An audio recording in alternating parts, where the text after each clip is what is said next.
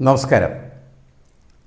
നമുക്ക് തിരുവനന്തപുരം സെൻട്രലിൽ എന്ത് സംഭവിക്കും എന്നൊന്ന് പരിശോധിച്ച് നോക്കാം. തിരുവനന്തപുരം സെൻട്രൽ ഇത്തവണ ശ്രദ്ധാകേന്ദ്രമാകുന്നു. അതിൻ്റെ പ്രധാനപ്പെട്ട കാരണം UDF ഒരു സീറ്റ് നൽകി CP ജോണിനെ നിയമസഭയിലെത്തിക്കാനായിട്ട് സഹായിക്കുന്ന ഒരന്തരീക്ഷം സൃഷ്ടിക്കപ്പെട്ടിരിക്കുന്നു എന്നുള്ള. എത്ര കാലമായി CMP UDFിനൊപ്പം നിൽക്കുന്നു. ഒരിടത്തും ഒരു കാലത്തും CP ജോൺ ജയിച്ച് നിയമസഭയിൽ വരണം എന്ന് UDF കരുതിയിരുന്നില്ല, അവരാഗ്രഹിച്ചിട്ടില്ല. അതുകൊണ്ട് CP ജോണിന് ജയിക്കുന്ന ഒരു മണ്ഡലവും ഇതുവരെ നൽകിയിരുന്നില്ല എന്നുള്ളതാണ്. ഇത്തവണ ഒരു ജയസാധ്യതയുള്ള ഒരു മണ്ഡലം CP ജോണിനെ മാറ്റിവെച്ചു. കോൺഗ്രസിൽ പ്രതിഷേധങ്ങളുണ്ടായി. ശിവകുമാർ സ്ഥിരമായി മത്സരിച്ചുകൊണ്ടിരിക്കുന്ന ശിവകുമാറിന് സ്വാധീനമുള്ള ഒരു മണ്ഡലമാണ്, അദ്ദേഹത്തിൻ്റെ സ്വാധീന മേഖല എന്ന് വിശേഷിപ്പിക്കാവുന്ന ഒരു സ്ഥലം. അവിടെ CP ജോൺ വരുന്നത് ശിവകുമാറിന് തീരെ ഇഷ്ടമായിരുന്നില്ല, പ്രതിഷേധമുണ്ടായിരുന്നു. പക്ഷേ ശിവകുമാറിന് കുറച്ചും കൂടി സ്വീകാര്യമായ മറ്റൊരു നിയോജകമണ്ഡലത്തിൽ സീറ്റ് കൊടുത്ത് ശിവകുമാറിനെ മാറ്റി CP ജോണിന് ജയിക്കാനായിട്ടുള്ള ഒരു അവസരം UDF യഥാർത്ഥത്തിൽ സൃഷ്ടിക്കുകയാണ് ചെയ്തത്. ഈ നിയോജക മണ്ഡലത്തിൽ CP ജോൺ ജയിക്കാനുള്ള സാധ്യതയാണ് നമ്മൾ കൂടുതൽ കാണുന്നത്. എന്തുകൊണ്ട്? ഇത് LDFിൻ്റെ ഒരു സിറ്റിംഗ് സീറ്റാണ്. ആ LDFിൻ്റെ സിറ്റിംഗ് സീറ്റിൽ LDF നേരിടുന്ന അല്ലെങ്കിൽ നേരിട്ട പ്രതിസന്ധി, അവിടെ കോടതിയിൽ നിന്ന് ശിക്ഷ വാങ്ങിയിരിക്കുന്ന ആൻ്റണി രാജു എന്ന് പറയുന്ന MLAയും അതുപോലെ മുൻ മന്ത്രിയുമൊക്കെയാണ്. അദ്ദേഹം വ്യക്തിപരമായിട്ട് നേടിയ സ്വാധീനവും അതേപോലെ തന്നെ അദ്ദേഹത്തിൻ്റെ സമുദായം അദ്ദേഹത്തിന് നൽകിയ സപ്പോർട്ടുമായിരുന്നു അദ്ദേഹത്തിന് നിയമസഭയിലേക്ക് വഴി തുറന്നതെന്ന് നമുക്കറിയാമായിരുന്നു. പക്ഷേ ജെട്ടി മന്ത്രി എന്ന പേരിൽ അയാൾ വല്ലാത്ത തരത്തിൽ പൊട്ടി. അങ്ങനെ അദ്ദേഹത്തിന് മത്സരിക്കാൻ പറ്റാത്ത സ്ഥിതിയായി, അപകടകരമായിട്ടുള്ള ഒരു പൊസിഷനിലേക്ക് അവരെത്തിച്ചേർന്നു. പകരം ഒരു നല്ല സ്ഥാനാർത്ഥിയെ പ്രസൻറ്റ് ചെയ്യാനില്ലാതിരിക്കുകയും ഇലക്ഷൻ്റെ 13-ാം മണിക്കൂറിൽ പോലും സ്ഥാനാർത്ഥിയെ നിശ്ചയിക്കാൻ പറ്റാത്ത തരത്തിൽ LDF പരുങ്ങുകയും ചെയ്യുന്ന കാഴ്ചയാണ് നമ്മൾ ഇതുവരെ കണ്ടത്. ഇന്നലെ ചെറിയ തോതിൽ അവിടെ സ്ഥാനാർത്ഥി വരുന്നു എന്ന വാർത്ത വന്നു. സ്ഥാനാർത്ഥി രാഷ്ട്രീയ രംഗത്ത് സജീവമായി പ്രവർത്തിക്കുന്ന ഒരാളല്ല എന്നുള്ളതാണ്.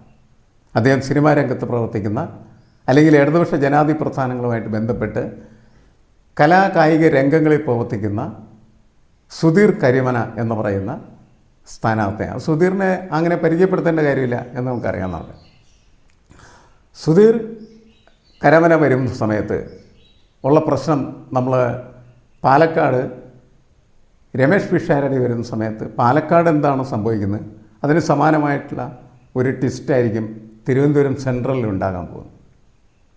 പാലക്കാട് നമ്മൾ പറഞ്ഞു, അവിടെ വളരെ ശക്തമായി രാഷ്ട്രീയത്തിൽ ഇടപെടുന്ന BJPയുടെ ഫയർ ബ്രാൻഡ് സ്ഥാനാർത്ഥി ശോഭ സുരേന്ദ്രൻ മത്സരിക്കുമ്പോൾ അതിനെതിരെ രാഷ്ട്രീയ ശക്തിയെ തന്നെയാണ് മത്സരിക്കേണ്ടത്, രാഷ്ട്രീയ പോരാട്ടമാണ് വേണ്ടത്, എങ്കിലേ ഒരു പാർട്ടിക്കും അവരുടെ പൊസിഷൻ നിലനിർത്താനായിട്ട് കഴിയുള്ളൂ എന്ന് പറഞ്ഞു. അതുകൊണ്ട് അവിടുത്തെ പ്രശ്നം എങ്ങനെയാണ് മോശമായിട്ടുള്ള രീതിയിൽ രമേഷ് പിഷാരടിയെ ബാധിക്കാൻ സാധ്യതയുള്ളത്, അത് UDFനെ ബാധിക്കാൻ സാധ്യതയുള്ളത്, അതേപോലെ തിരുവനന്തപുരം സെൻട്രലിൽ ഇതേ വിഷയം അഭിമുഖീകരിക്കുന്നത് LDF ആണ് എന്ന് മാത്രമല്ല, സിനിമാ രംഗത്ത് പ്രവർത്തിച്ചുകൊണ്ടിരിക്കുന്നതായിട്ടുള്ള സുധീർ കരമന എന്ന് പറയുന്ന ഈ കഥാപാത്രം, അദ്ദേഹം ഫീൽഡിലുള്ള വ്യക്തിയല്ല, രാഷ്ട്രീയ പ്രവർത്തനത്തിൽ നിൽക്കുന്ന സജീവമായിട്ടുള്ള രാഷ്ട്രീയത്തിലുള്ള ഒരു വ്യക്തിയല്ല. ആ വ്യക്തി മത്സരിക്കുന്ന ആരോടാണ്? CP ജോണിനെ പോലെയുള്ള നിരന്തരമായി രാഷ്ട്രീയത്തിനകത്ത് എപ്പോഴും നിന്ന് പ്രവർത്തിക്കുകയും അതേപോലെ തന്നെ സംസ്ഥാന തലത്തിൽ അറിയപ്പെടുകയും ചെയ്യുന്നതായിട്ടുള്ള ഒരു രാഷ്ട്രീയ നേതാവ്.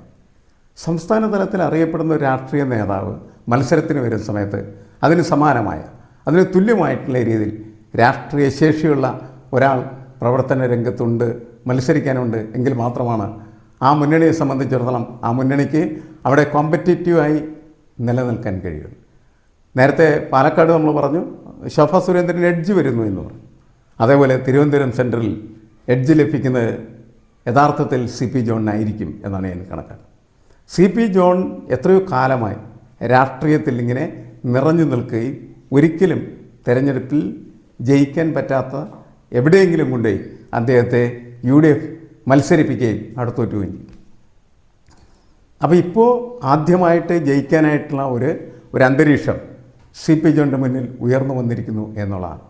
അത് കൃത്യമായിട്ടുള്ള രീതിയിൽ ഉപയോഗിക്കാൻ കഴിഞ്ഞാൽ അവിടെയുള്ള UDFൻ്റെ സംഘടനാ സംവിധാനത്തിന് CP ജോണിനെ കൃത്യമായി പ്രൊജക്റ്റ് ചെയ്യാനും അദ്ദേഹത്തിന് ആവശ്യമായിട്ടുള്ള പ്രചരണം നൽകാനും കഴിഞ്ഞാൽ ഒരുപക്ഷെ തിരുവനന്തപുരത്ത് ഇടതുപക്ഷത്തിൻ്റെ ഒരു സിറ്റിംഗ് സീറ്റ് നഷ്ടപ്പെട്ടു പോകാനുള്ള സാധ്യതയാണ് നിലയുണ്ട്. നമ്മളിതൊക്കെ വിലയിരുത്തുന്ന സമയത്ത് ഇതൊരു സാധ്യത മാത്രമാണ്. കാരണം ഇതിൽ നിന്ന് വ്യത്യസ്തമായിട്ട് ആ തെരഞ്ഞെടുപ്പ് രംഗത്തെ മുഴുവനും അട്ടിമറിക്കാനായിട്ടുള്ള സ്വാധീനം എന്ന് പറയുന്നത് യഥാർത്ഥത്തിൽ തിരുവനന്തപുരത്തെ CPM എന്ന് പറയുന്നതായിട്ടുള്ള പ്രസ്ഥാനത്തിനുണ്ടെന്നുള്ള കാര്യം നമുക്കറിയാം. CP ജോണൊക്കെ വരുന്ന സമയത്ത് അതിശക്തമായിട്ട് അവർ രംഗത്തിറങ്ങാനുമുള്ള സാധ്യതയുണ്ട്. പക്ഷേ BJPയുടെ സ്ഥാനാർത്ഥി എന്ന് പറഞ്ഞാൽ കരമന ജയൻ, 2 കരമനക്കാരാണ് ശരിക്കും പറഞ്ഞത്. കരമന ജയൻ എന്ന് പറഞ്ഞാൽ കൗൺസിലറാണ്, പ്രാദേശിക നേതാവാണ് എന്നുള്ളതാണ്. അപ്പോൾ ഈ 2 പ്രാദേശിക നേതാക്കൾ എന്ന് വേണമെങ്കിൽ വിശേഷിപ്പിക്കുന്ന ആളുകൾ ഒരു സംസ്ഥാന നേതാവായിട്ട് മത്സരിക്കുന്നു എന്നുള്ളതാണ് തിരുവനന്തപുരം സെൻട്രലിൻ്റെ പ്രത്യേകതയും. ആ തിരുവനന്തപുരം സെൻട്രലിൽ സംസ്ഥാന രാഷ്ട്രീയ നേതൃത്വത്തിന് ചെറിയൊരു എഡ്ജ് ലഭിക്കാൻ സാധ്യതയുണ്ട് എന്നതും പ്രധാനപ്പെട്ട കാര്യമാണ്. മാത്രമല്ല അവിടെ ഈ സിറ്റിംഗ് MLA യഥാർത്ഥത്തിൽ ജനങ്ങളിൽ നിന്ന് അപ്രിയനാക്കപ്പെട്ടിട്ടുള്ള ഒരാളാണ്. അദ്ദേഹത്തിൻ്റെ കേസും അതുമായി ബന്ധപ്പെട്ട കാര്യങ്ങൾ, അദ്ദേഹം നുണ പറഞ്ഞു എന്ന് പറയുന്ന കാര്യങ്ങൾ, പിന്നെ കോടതിയിൽ ഒരിക്കൽ പോലും ഒരു വക്കീലും ചെയ്യാൻ പാടില്ലാത്ത തരത്തിലുള്ള കാര്യങ്ങളൊക്കെ ചെയ്ത് കോടതിയെ തന്നെ വലിയ രീതിയിൽ പണത്തിനെ അടിപ്പെടുത്തി കോടതി ജീവനക്കാരനെ ഉപയോഗിച്ച് ഒക്കെ പ്രവർത്തിച്ച ഒരാളാണ് എന്നത് അദ്ദേഹത്തിൻ്റെ രാഷ്ട്രീയ ധാർമ്മികതയെ വലിയ തോതിൽ ചോദ്യം ചെയ്തതാണ്. ഇതിന് സമാനമാണ് പാലക്കാട്ടെ സിറ്റിംഗ് MLA എന്ന് പറയുന്നത് UDFൻ്റെ MLA ആണ് മാത്രം. അദ്ദേഹം ധാർമ്മികമായിട്ടുള്ള വലിയ പ്രതിസന്ധിയിൽ നിൽക്കുന്നുണ്ട്. ഈ 2 സ്ഥാനാർത്ഥികളും 2 മുന്നണികളിലാണ് നിൽക്കുന്നത്. 2 തരത്തിലുള്ള ധാർമ്മിക പ്രശ്നങ്ങളാണ് 2 പേരും അനുഭവിക്കുന്നത്. പക്ഷേ അവരെ നേരിടുന്നതിന്, അല്ലെങ്കിൽ ആ മണ്ഡലത്തിൽ പിന്നീട് അവരെ നേരിടുന്നതിന് വേണ്ടി വരുന്ന 2 നേതാക്കൾ, ഒരിടത്ത് ശോഭാ സുരേന്ദ്രനും ഇവിടെ CP ജോണും, ഇവർക്ക് 2 പേർക്കും ജയസാധ്യത ഉണ്ടാക്കുന്നത് യഥാർത്ഥത്തിൽ മുൻപിലുണ്ടായിരുന്നതായ MLAമാരുടെ ചെയ്തികളും അതുപോലെ തന്നെ ധാർമ്മികമായ അവരുടെ വീഴ്ചകളുമാണ്. എങ്ങനെയായിരിക്കും ഇത് സാധാരണ രീതിയിൽ വോട്ടർമാരെന്ന് പറഞ്ഞാൽ, ഒന്ന് പാർട്ടിക്ക് മാത്രം വോട്ട് ചെയ്യുന്ന ഒരുപാട് വോട്ടർമാർ, 2 പാർട്ടിക്കെതിരായിട്ട് വോട്ട് ചെയ്യുന്ന കുറേ വോട്ടർമാർ, ഇതിനിടയിലാണ് നിഷ്പക്ഷമതികളായിട്ടുള്ള വോട്ടർമാർ വരുന്നത്. ആ വോട്ടർമാരാണ് കാര്യങ്ങൾ ചിന്തിച്ചും അതേപോലെ തന്നെ പഠിച്ചും പുതിയ തരത്തിൽ വോട്ട് രേഖപ്പെടുത്താനായിട്ട് തയ്യാറാവും. കഴിഞ്ഞ വർഷം ആൻ്റണി രാജുവിന് വോട്ട് ചെയ്ത ആളുകൾ ചിലപ്പോൾ ഈ വർഷം CP ജോണിന് വോട്ട് ചെയ്യാനുള്ള സാധ്യത ഉണ്ടാകുന്ന അങ്ങനെയാണ്. പാർട്ടി വോട്ടുകൾക്കൊന്നും കാര്യമായ വ്യത്യാസങ്ങളൊന്നും ഉണ്ടാവില്ല. പക്ഷേ ഈ സിങ് ചെയ്യുന്ന നിഷ്കളങ്കമായിട്ടുള്ള തെരഞ്ഞെടുപ്പിനെ രാഷ്ട്രീയമായിട്ട് വിലയിരുത്തുകയൊക്കെ ചെയ്യുന്ന ഒരു കൂട്ടം വോട്ടർമാരാണ്. ആ വോട്ടർമാരാണ് പാലക്കാട്ടെയും അതേപോലെ തന്നെ തിരുവനന്തപുരം സെൻട്രലിലെയും തീരുമാനങ്ങൾ നിശ്ചയിക്കുന്നത് എന്നാണ് നമ്മൾ കരുതേണ്ടത്. ആ അർത്ഥത്തിലാണ് നമുക്ക് യഥാർത്ഥത്തിൽ സിറ്റിംഗ് MLAമാർക്ക് സംഭവിച്ച നിഷേധാത്മകമായിട്ടുള്ള ഒരു ഫലത്തെ എതിരാളികൾ അവരുടെ വിജയത്തിന് അനുകൂലമാക്കി മാറ്റി തീർക്കുന്നത്. ആ ഒരു സാധ്യതയാണ് ഇപ്പോൾ നിൽക്കുന്നത്.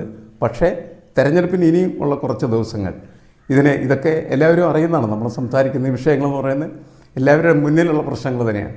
ആ പ്രശ്നങ്ങൾ പഠിച്ച് അതിന് പരിഹാരം തേടാൻ 2 ഇടങ്ങളിലും അതാത് മുന്നണികൾക്ക് ഒരു പരിധിവരെ കഴിയുകയും അവരതിനെ മറികടക്കാനായിട്ട് പ്രാപ്തരാകുകയും ചെയ്താൽ ഇതിൽ നിന്ന് വ്യത്യസ്തമായിട്ടുള്ള റിസൾട്ട് ഉണ്ടാകാനായിട്ടുള്ള സാധ്യതയുണ്ട് എന്നുള്ള കാര്യം നമ്മൾ തള്ളിക്കളയുന്നില്ല. എങ്കിലും തിരുവനന്തപുരം സെൻട്രലിലെ ഒരു സാധ്യത എന്ന് പറയുന്നത് CP ജോണിലേക്കാണ് നീങ്ങുന്നത്.